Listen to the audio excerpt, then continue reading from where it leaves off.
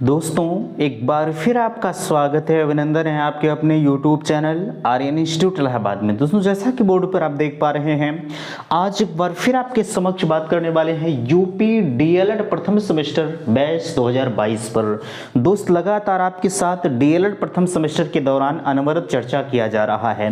आप सभी से मैं निवेदन करना चाहूँगा कि अगर चैनल पर पहली बार विजिट कर रहे हैं तो प्लीज़ चैनल को सब्सक्राइब जरूर कीजिएगा। देखिए आज के इस वीडियो में हम चर्चा कर रहे हैं बाल विकास एवं सीखने की प्रक्रिया मेंस एजुकेशन फर्स्ट पेपर पर। आप सभी को हमने पहले से बताया है कि एजुकेशन फर्स्ट पेपर और सेकंड पेपर अपने आप में समाप्ति की तरफ चल रहा है। ठीक है, एजुकेशन फर्स्ट पेपर मेंस बाल विकास एवं सीखने की प्रक्रिया, एजुकेशन सेकंड पेपर मेंस जो है जो अगर देखा जाए तो शिक्षण अधिगम का सिद्धांत। ठीक है, ये दोनों आपके पेपर जो हैं वो 50 नंबर के होते हैं। हमने आपसे कहा है यह जैसे ही आपका एजुकेशन फर्स्ट पेपर समाप्त होता है तत्काल आप सभी के लिए प्रीवियस ईयर पेपर स्टार्ट किया जाएगा। ठीक है, और जो भी आपका छूटा है वैसे अगर देखा जाए तो आपका सिलेबस अभी फिलहाल के लिए जो है विभिन्न देखा जाए तो कंप्यूटर और जो है सामाजिक अध्ययन शुरू नहीं हुआ है। आपको परेशान होने की ज़रूरत नहीं है। जो है देखा जाए तो एक मैराथन क्लास आपके लिए ले ली जाएगी, उसी में आपका जो है टोटल फिनिश कर दिया जाएगा। ठीक है, बहरहाल जो आपके लिए बेहतर होगा उसे थोड़ा थोड़ा करके पढ़ाया जाएगा, आपको परेशान होने की ज़रूरत नहीं है। यहाँ देख पा रहे हैं चैप्टर नंबर 9 की शुरुआत आज की इस वीडियो से की जा रही है। सीखने का वक्र, पठार एवं सीखने का स्थानांतरण। ठीक है, चैप्टर का नाम, चैप्टर नंबर 9 का नाम है सीखने का वक्र, पठार एवं सीखने का स्थानांतरण। हमने आपको अधिगम पढ़ाया है। अधिगम मीन्स अगर देखा जाए तो यहाँ अधिगम का वक्र यानी सीखने का वक्र क्या होता है और सीखने में पठार क्या होते हैं और सीखने का स्थानांतरण हम किस प्रकार से कर सकते हैं, इन सभी मुद्दों पर इस वीडियो में चर्चा किया जाएगा। यहाँ नोट करके लिखा गया है एक ही वीडियो में समाप्त। चैप्टर नंबर 9 को हम एक वीडियो में समाप्त कर रहे हैं। आज से एक चैप्टर को एक ही वीडियो में हम समाप्त करेंगे, यह हमारा उद्देश्य एक बन गया है। ठीक है, क्योंकि आपका सिलेबस अभी छोटा है, सिलेबस को कवर करना भी हमारा धर्म है। आप हमारे ऊपर अगर डिपेंड हैं तो बिल्कुल आपके जो है अगर देखा जाए हमारे ऊपर अगर आप आश्रित हुए हैं तो आपके विश्वास पर बिल्कुल हम खरा उतरने का प्रयास करेंगे। आपको परेशान होने की जरूरत नहीं है।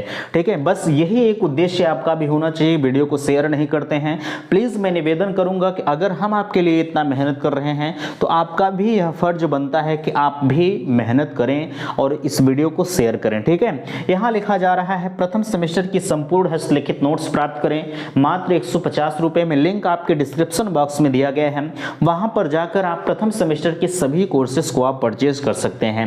ठीक है, आपको किसी भी प्रकार की समस्या होती है उस समस्या समाधान के लिए आपको नंबर दिया जा रहा है 9452331053 पर आप अपनी बातों को समझ सकते हैं, जो भी आपको समस्याएं हो रही हैं। ठीक है, और एक चीज हमने आपसे कहा है, इसी प्राइवेट टेलीग्राम चैनल पर जो आप सभी 150 रुपए में ज्वाइन कर रहे हैं, ठीक है, इसी पर जो है आपको प्रीवियस ईयर पेपर जो सॉल्व कराया जाएगा वह आपको सार्वजनिक नहीं दिया जाएगा। यह चीज आप ध्यान रखिएगा। ठीक है, सिर्फ और सिर्फ इसी प्राइवेट टेलीग्राम चैनल पर जाएगा जिसमें आप 150 रुपए का पेमेंट करके ज्वाइन कर रहे हैं, और मॉडल पेपर भी आपको उपलब्ध कराया जाएगा कि आपके डीएलएड में किस प्रकार से पेपर आते हैं, कैसे आप सॉल्व करेंगे, कॉपी कैसे लिखेंगे, सारे प्रोसेस को इसी चैनल पर आपको बताया जाएगा। तो भैया 150 रुपये बहुत बड़ी चीज़ नहीं है। हमने आपके लिए चैलेंज किया है, अगर आप मेरे साथ अनवरत क्लासें ले रहे हैं तो मैं दावा करता हूं कि आपको 95% नंबर पाने से कोई रोक नहीं सकता। ठीक है, यह हमने एक प्रण रखा है, और अगर हम इतना प्रण कर सकते हैं आपके लिए तो आप भी अगर हमारे साथ जुड़े हैं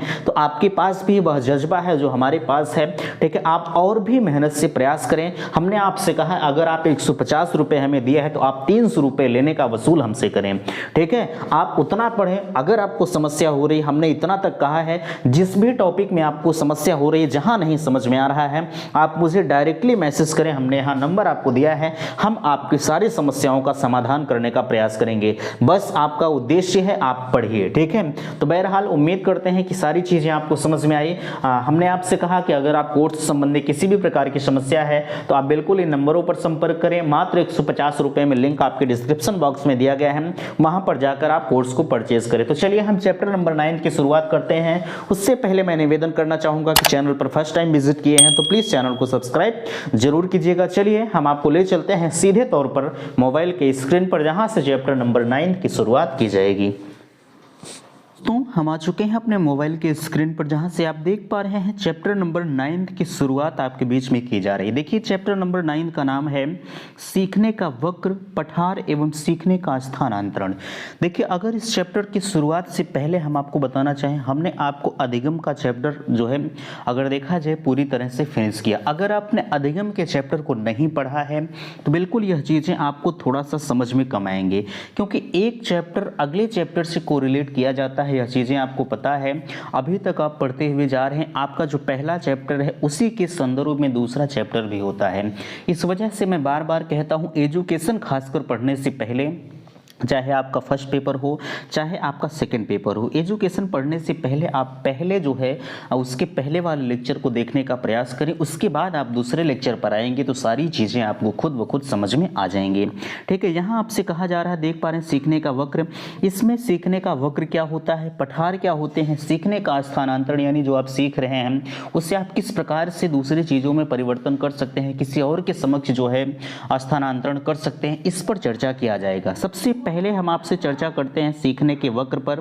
ठीक है, सीखने का वक्र क्या होता है, इसके आगे कहा जा रहा है कि शिक्षण प्रक्रिया के 3 चरण होते हैं। जैसे अगर आप किसी भी टीचिंग प्रोसेस में जा रहे हैं, आप टीचिंग करने जा रहे हैं, तो किसी भी टीचिंग के 3 प्रोसेस होते हैं। पहला आपका हो गया शिक्षण से पूर्व, दूसरा आपका हो गया शिक्षण, और तीसरा हो गया शिक्षणोपरांत। शिक्षण से पूर्व जैसे आप जब भी क्लास में एंटर करते हैं, सपोज दैट की बात हम अपनी बात करें, जैसे हम अगर आपको कोई भी चैप्टर की शुरुआत करते हैं तो सबसे पहले हमें परखना चाहिए पहले आपको। ठीक है, पहले आपने पहले वाले चैप्टर यानी चैप्टर नंबर 9 को हम आपको बता रहे हैं, तो क्या चैप्टर नंबर 8 को आपने पढ़ा, हम आपसे हरदम पूछते हैं। ठीक है, तो इसी वजह से मैं कहता हूं कि आप पहले चैप्टर को देखें। ठीक है, तो क्या आपने पहले 8वें चैप्टर को पढ़ा, उसके बाद हम आपको इस टीचिंग प्रक्रिया को स्टार्ट करते हैं। जैसे यह चैप्टर आपका स्टार्ट हो गया, और शिक्षणोपरांत जब यह हम टीचिंग प्रक्रिया चैप्टर नंबर 9 को हम फिनिश करेंगे, उसके बाद हम फीडबैक की आकांक्षा करते हैं कि आप अपना फीडबैक मुझे दें कि सारी चीज़ें आपको समझ में आई कि नहीं आई, प्लीज़ इस बात को मुझे बताने का प्रयास करें। यही होता है शिक्षणोपरांत। ठीक है, अब इसके आगे क्या कहा जा रहा है, देखिए यह पूरी की पूरी चीज़ें सीखने का वक्र। ठीक है, सीखने का वक्र पर हम चर्चा करेंगे, यह चीज़ें आप ध्यान रखिएगा। आपसे पूछा जाता है कि सीखने का वक्र हम किसे कहेंगे, आपको बताना पड़ेगा। ठीक है, बहरहाल आगे आपसे कहा जा रहा है, देखिए एक प्रभावशाली शिक्षक 3 चरणों में जो है 3 चरणों के मध्य समन्वय स्थापित करते हुए अधिकतम सीखने को प्रस्तावित करता है। शिक्षण पूर्व चरण में शिक्षक एक योजना का निर्माण करता है जिसमें संदर्भित पाठ्यवस्तु को चरणबद्ध ढंग से व्यवस्थित करता है।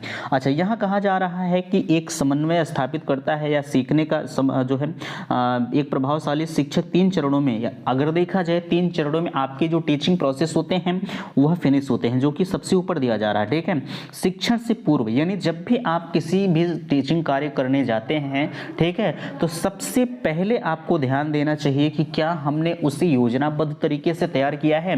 जैसे हम आपको जब भी चैप्टर नंबर 9 की शुरुआत कर रहे हैं तो ऐसा तो है नहीं कि हम हवाई में कर दे रहे हैं। आपके समक्ष मैटर रखा गया है, मैटर के साथ हम आपके बीच में आए हैं, तो यही हमारा है टीचिंग जो अगर देखा जाए योजनाबद्ध तरीके से। ठीक है, कहा जा रहा है अधिकतम सीखने को प्रस्तावित करता है। शिक्षण से पूर्व चरणों में शिक्षक एक योजना का निर्माण करता है, संदर्भित पाठ्यवस्तु को चरणबद्ध तरीके से या ढंग से व्यवस्थित करता है। द्वितीय चरण में क्या करता है, द्वितीय चरण में, ये तो पहला चरण आपका हुआ। ठीक है, द्वितीय चरण में संदर्भित पाठ्यवस्तु को प्रभावशाली ढंग से संप्रेषित करता है। संप्रेषित करना मीन्स होता है अपनी बातों को आदान प्रदान करना। जैसे हम अपनी बात को आपसे कहें, आप अपनी बात हमसे कहें। हम किसी भी चैप्टर को प्रारंभ कर रहे हैं तो हम आपसे यह आकांक्षा करते हैं कि आपके हमारे द्वारा दी गई चीजें आपको समझ में आ रही हैं कि नहीं आ रही। ठीक है, जबकि तीसरा चरण आपका हो गया है, तीसरे चरण में वह पृष्ठ पोषण द्वारा यह ज्ञात होता है कि जिस उद्देश्य से पाठ्यवस्तु को संप्रेषित कर रहा है वह उसी उद्देश्य के साथ छात्र तक पहुंचा है या नहीं। उसी को छात्र के सीखने की मात्रा व प्रयास के मध्य एक्स और वाई अक्ष पर ग्राफ को निरूपित करता है। सीखने का वक्र या अधिकतम यह अधिगम वक्र कहा जाता है। ठीक है, यहाँ कहा जा रहा है, जैसे हम आपको चैप्टर नंबर 9 पढ़ा रहे हैं, चैप्टर नंबर 9 पढ़ाने का हमारा मकसद क्या हो सकता है कि आपको सीखने का वक्र पता चले, सीखने का पठार क्या होता है, सीखने का स्थानांतर, यह हमारा आपको सिखाने का सिर्फ और सिर्फ एक ही मकसद है। ठीक है, तो यही हमारा मकसद तीसरे चरण का प्रोसेस होता है। इसे आप ग्राफ पर किस प्रकार से निरूपित करेंगे आगे हम आपसे चर्चा कर रहे हैं। ठीक है, देखिए गेट्स आने के अनुसार आपसे परिभाषा कही जा रही है कि अधिगम वक्र अभ्यास द्वारा सीखने की मात्रा, गति, उन्नति को सीमा का ग्राफ पर प्रदर्शित करते हैं। यह गेट्स वाली यह परिभाषा इंपॉर्टेंट नहीं है, आप ध्यान रखिएगा। ठीक है, बट आपको सीखना जरूर है, आप परिभाषा को ध्यान में रखते हुए चलिएगा। ठीक, आगे आपसे कहा जा रहा है अधिगम का वक्र। अब इसके नीचे आप इस ग्राफ को समझते हुए चलेंगे। देखिए सबसे पहला आता है अधिगम का वक्र। अधिगम के प्रकार के अंतर्गत सबसे पहला आता है कि समान निष्पादन वक्र तथा सरल रेखीय वक्र क्या होता है। देखिए इसके आगे कहा जा रहा है कि सीखने की दिशा में जब सीखने की मात्रा समान होती है, ठीक है, सॉरी, सीखने की क्रिया में जब सीखने की मात्रा या सीखने की मात्रा समान होती है तो सरल रेखीय वक्र प्राप्त होता है। इस वक्र का आधार एक सीधी रेखा के समान होता है, अर्थात प्रत्येक प्रयास में सीखने की मात्रा समान होती है। यह देखिए आपके समक्ष जो यह दर्शाया गया है 10, 20, 30, 40, 50, यह आपकी सीखने की मात्रा है। ठीक है, यह चीज़ आप ध्यान रखिएगी। यह आपका पहला वक्र हो गया, आप इस परिभाषा को ध्यान में रखिएगा। यह फिगर नंबर 1 आपके बीच में था। दूसरा स्लाइड आपके बीच में देखिए आ रहा है, इसमें कहा जा रहा है कि दूसरा है कि वर्धमान निष्पादन वक्र या धनात्मक वक्र क्या होता है। इसका आपके समक्ष देखिए ग्राफ बगल में बना हुआ है, आप समझने का प्रयास करेंगे। ठीक है, ये फिगर नंबर 2 का ग्राफ है। देखिए यह ग्राफ किस तरह से जा रहा है, ऐसे गया फिर ऐसे गया। ठीक है, यह कितने चरणों में ग्राफ आपका जा रहा है यह समझने वाली बात होती है। इस प्रकार के वक्र में प्रारंभ में सीखने की मात्रा धीमी होती है। जैसे देखिए अगर बात किया जाए, अगर सीधे ऐसे चला जाता है तब तो सीखने की मात्रा तेज होती है। ठीक है, लेकिन अगर सीखने की मात्रा देखिए यहाँ से ऐसे पहले गया तो कहीं ना कहीं सीखने की मात्रा जो थी वह उसकी गति धीमी थी, किंतु बाद में अब और सीधा हुआ, देख पा रहे हैं, फिर बाद में जो है फलस्वरूप और सीधा हो जाता है। ठीक है, तो लास्ट में कहीं ना कहीं जो सीखने की मात्रा होती है वह और तीव्र होती है।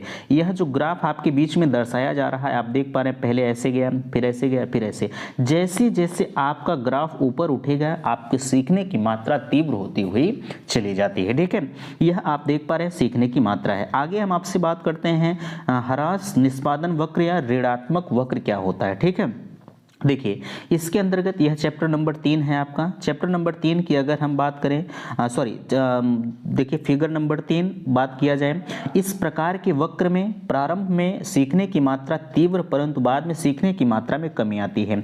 देखने का प्रयास करेंगे। हमने कहा आपसे अगर यह जो वक्र है आपका सीधा होता है तो कहीं ना कहीं सीखने की मात्रा जो है तीव्र होती है, लेकिन आप इस वक्र में देख पा रहे हैं कि यहाँ देखिए सबसे पहले तो ऊपर गया फिर लास्ट में ऐसे ऐसे लटकते लटकते एक समय आएगा ऐसे से गिर जाएगा। ठीक है, तो कहीं ना कहीं यह जो सीखने का वक्र है अपने आप में वह गिरता हुआ चला आ रहा है।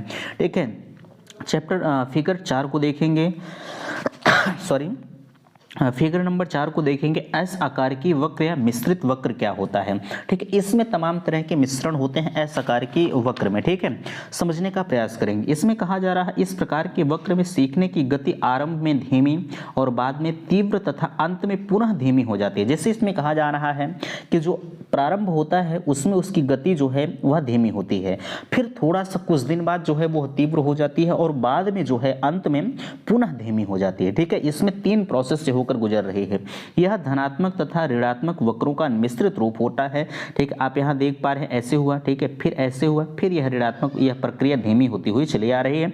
सीखने का वक्र आप देख पा रहे हैं, यह चीजें समझ पा रहे हैं। ठीक है, अब हम बात करते हैं सीखने का पठार क्या होता है। इसके अंतर्गत अगर बात करें सीखने के पठार के अंतर्गत यह आपके लिए महत्वपूर्ण है बाबू, इससे आप ध्यान देंगे। इसमें कहा जा रहा है जब सीखने की गति न तो तेज हो न धीमी हो, अर्थात सीखने की गति में कोई उतार चढ़ाव ना हो, तो वक्र एक पड़ी रेखा या हॉरिजॉन्टल लाइन के रूप में चलने लगती है। इस शिक्षण के वक्र को हम सीखने का पठार कहते हैं। यानी अगर हम बात करें, अगर एक सीधी रेखा आपकी खींच दी जाए तो यह हॉरिजॉन्टल लाइन होती है। ठीक है, आपके सीखने के प्रोसेस में ना ही कहीं उतार हो रहा है ना ही कहीं चढ़ाव हो रहा है, आप एक गति से सीखते हुए जा रहे हैं, तो यह आपका सीखने का पठार है। कभी कभी होता है क्या, आपने देखा होगा किसी चीज़ को जैसे ऐसे सीखते हुए जा रहे हैं, किसी चीज़ को आप बहुत तेज गति सीख लिए, ठीक है। फिर आप उसी चीज़ को सीख रहे हैं, फिर वहाँ धीमा हो गया, फिर आप उसी चीज़ को बहुत तीव्र गति से सीख लिए, ठीक है। तो यही चीज़ें आपकी होती है सीखने का पठार, ठीक है। ये अगर देखिए, अगर इस तरह की बातें सीखने के पठार आपकी परिभाषा आ रही है लिखने के लिए, ठीक है, तो आप यही ग्राफ पर निरूपित कर दीजिएगा हॉरिजॉन्टल लाइन के रूप में, यह आपका सीखने का पठार है, ठीक है। तो यही आपका नंबर आपको 100% दिलवा के चला जाएगा, ठीक है। चलिए अगला आपके बीच में आ रहा है, आप देख पा रहे हैं रॉस महोदय के अनुसार जो है सीखने के पठार को लिखा है, ठीक है। रॉस महोदय सीखने के पठार को परिभाषित कर रहे हैं। देखिए इसमें आपसे कहा जा रहा है कि सीखने की प्रक्रिया एक प्रमुख विशेषता पठार है। ये उस अवधि को व्यक्त करते हैं जब सीखने की क्रिया में कोई उन्नति नहीं होती है, ठीक है। इसमें कहा जा रहा है सीखने की प्रक्रिया एक प्रमुख विशेषता यह होती है या विशेषता पठार है, ये उस अवधि को व्यक्त करता है जब सीखने की क्रिया में कोई उन्नति नहीं होती है। देखिए इस चीज को ध्यान रखिएगा कि कभी भी जब आपके समक्ष फिगर रहे तो आप फिगर से समझने का प्रयास करें, ठीक है। सीखने का पठार आपके बीच में कहा जा रहा है 10 20 30 ऐसे करके 70 तक आपके बीच में दिया जा रहा है। तो सबसे पहले यह चीजें तो पठार है, ठीक है। पहले आपकी उन्नति हुई, फिर यहाँ बीच में जो दिया गया यही आपका पठार है। कहीं ना कहीं चीजें आपका ग्राफ गिर गया कि नहीं, और फिर यही दीजिए सन्न से उठ जा रहा है, ठीक है। तो यही आपका जो सीखने का पठार यही कहलाता है, ठीक है। चलिए आगे हम बात करते हैं सीखने के पठारों के कारण क्या हो सकते हैं। इसमें पहला आपके बीच में आ रहा है सीखने के पठार के बनने के कई कारण हो सकते हैं, जिसमें पहला आपसे कहा जा रहा है जब छात्र की रुचि में कमी आ जाती है तो उत्साह कम हो जाता है, फलस्वरूप सीखना या उसका सीखना जो है वो रुक जाता है। तो यही चीज़ें हैं कि जब जैसे हम किसी चैप्टर को आपको पढ़ा रहे हैं और वह चैप्टर रुचिकर न लगे तो जाहिर सी बात है वहाँ आपका जो सीखना होता है वह उसका वक्र जो होता है वह रुक जाता है, ठीक है। यह चीजें समझ पाए कि नहीं। दूसरा आपके बीच में कहा जा रहा है कि ज्ञान, ठीक है, दूसरा आपसे कहा जा रहा है ज्ञान की एक सीमा है जहां पर छात्र पहुंचकर रुक जाता है, ठीक है। जैसे अगर हम बात करें ज्ञान की कोई सीमा होती है जहां पर छात्र पहुंचकर रुक जाता है, जैसे यहां अगर आपसे कहा जा रहा है कि जैसे कोई छात्र होता है, जैसे एक चैप्टर को हम आपको पढ़ा रहे हैं, ठीक है, अगर उस चैप्टर के बारे में आपको सारी चीज़ें, वैसे अपने आप में कोई संपूर्ण नहीं होता है, हर किसी के पास आधा अधूरा नॉलेज होता है या चीज़ें समझ पा रहे, ठीक है।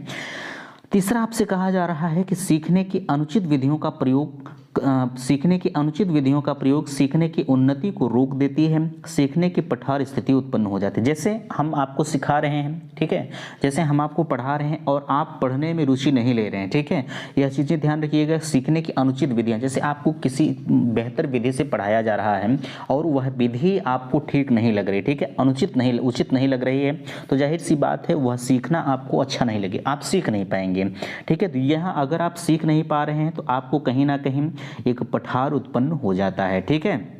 चलिए सीखने के पठारों का आप निराकरण किस प्रकार से कर सकते हैं। जैसे हमने अभी आपको ऊपर बताया सीखने के पठार के कारण, अब इसका निराकरण आप कैसे करेंगे। देखिए इसमें कहा जा रहा है सीखने की प्रक्रिया में पठारों का आना स्वाभाविक है। जैसे आप जब सीख रहे हैं किसी भी चीज़ को, जब आप सीख रहे हैं तो जाहिर सी बात है कि उसमें पठार आना और जाना यह स्वाभाविक प्रक्रिया है, ठीक है। अब ऐसा तो है नहीं कि आप सीखते जा रहे हैं आपको सारी चीज़ें समझ में आती ही चली जाएंगी, नहीं, यह चीज़ें गलत है, ठीक। आप सीख रहे हैं, कुछ चीज़ को सीख पाएंगे, कुछ चीज़ को भूल जाएंगे। भूलना सीखना ये हमेशा लगा रहता है, ठीक है। सीखने के प्रकार पठारों का आना स्वाभाविक, इसलिए शिक्षक को यह ज्ञात होना चाहिए कि सीखने के पठार क्यों, कब और कितने समय में आया है। जैसे इसमें कहा जा रहा है हम आपको पढ़ा रहे हैं, हमें यह चीज़ों का नॉलेज होना चाहिए कि आप कहाँ नहीं सीख पाए हैं, आपका जो पठार है वह कब आया, कैसे आया, आखिरकार क्यों सीखने का पठार आपके अंदर आया है, ठीक है। यह एक अच्छे शिक्षक का गुण होता है। वैसे हमने आपसे कहा है कि आप अपना फीडबैक दिया करें, आप फीडबैक नहीं देते हैं तो सारी चीज़ें हमें खुद नहीं समझ पाते हैं कि आपको समझ में आ रहा है कि नहीं आ रहा। 2-4 लोग हैं जो बराबर अपना फीडबैक देते हैं, उन्हीं से कहीं ना कहीं एक ऊर्जा मिलती है। बाबू मैं आपसे भी कहना चाहूँगा, भैया निवेदन है कि आप फीडबैक अवश्य दें, ठीक है। चलिए यहाँ कहा जा रहा है कि कार्य सीखने की रोचक और उत्तम विधियों का प्रयोग करना चाहिए। अगर देखा जाए तो कहीं ना कहीं सबको पता है, आप किसी भी चीज़ को सीख रहे हैं, अगर आपको अच्छा लग रहा है तो सारी चीज़ों को आप सीखते हुए चले जाएंगे। कार्य सीखने वाले को प्रोत्साहित करना चाहिए। अभी आप एक छोटा सा बच्चा है, जब आप उससे इनाम कोई कार्य कर रहा है उसे आप इनाम दे दीजिए तो बार बार वह कार्य को दोहराने का प्रयास करेगा कि सर जी हमको इनाम देंगे, ठीक है।